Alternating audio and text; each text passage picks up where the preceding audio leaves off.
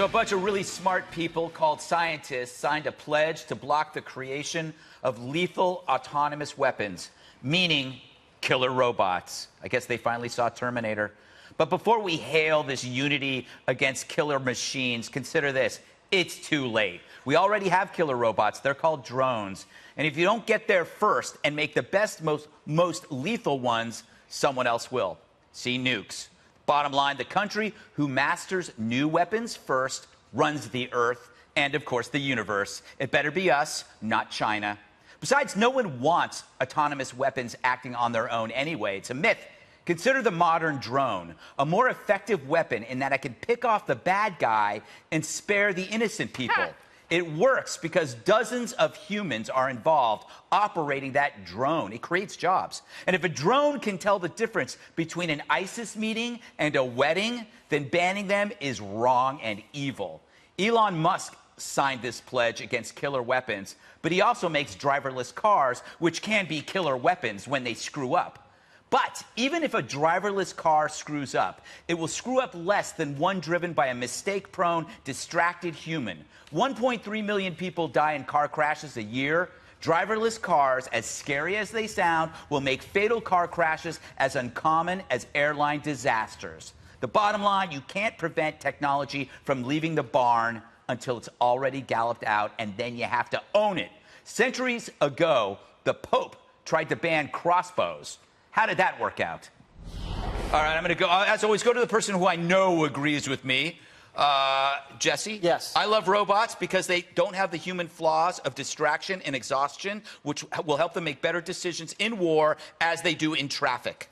I really like the idea of killer robots in urban warfare because you can automatically identify who the civilians are and who's armed. It computes immediately, and I think you save lives on the civilian side, and then you save the life of the soldier that doesn't have to be put in that position. I do find it funny that the robotics industry is on the precipice of two major breakthroughs, creating a sex robot and a killer robot. It's like the scientists are like 12-year-old boys.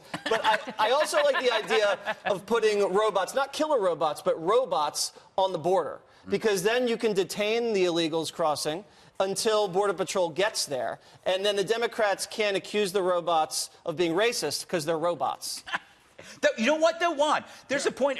Robots have no emotion. They can't be racist. They can't be hungry. You have robots running around the world killing people with no heart, no soul, no emotion. That means they kill less. No, that means they kill less. Don't you get it? Emotion is what drives people to make mistakes.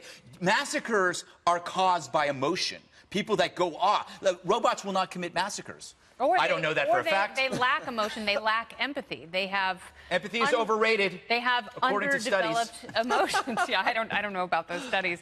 Thank you. But I understand the drive to not create more killing machines. Right. I think that's better. And technology has always been a double-edged sword. And this is not the first time in the evolution of humankind that we have been faced with technological conundrums and issues. And I tend to trust technology more. But I do think we have to ask ourselves as a society, what are we leaning toward? Are we creating technology for peace? Are we bringing people together? By and large, yes. There are some issues here and there, and hopefully the majority of whatever defense spending there is in our robot overlords, it's not designed to kill. So you're pro-robot. I do agree with you, though. I think that if we don't do it, ultimately you will see Russia and you will see China. You know, China's already doing it. You know what they're doing in China, by the way? They're setting up a system of facial recognition. Yeah, so I'm sure you guys have. Everywhere you go, that's why they're stealing American technology. Yeah, and they want to make those exponential leaps quicker than we have. Do any of you read science fiction? Yes. Do you go to the movies? Have you seen RoboCop? Do you see what happened? Yeah. It wasn't good. RoboCop goes wild. There's a mistake. He was half human, though. He was emotional, Juan. He was emotional. That's what RoboCop still had in his mind the memories of being shot. And that's what was driving him crazy. Here's the reason that you see so many technology people say, hey, we got to stop. Because it's not that they worry about even China or the United States. It's that they worry about people, third world people, who somehow get this technology, they're bad guys, and suddenly they start... No. When you capture the killer robot, it automatically explodes so they can't steal the secrets. Jesse, that's not it, and everyone knows it. You squirt them with water.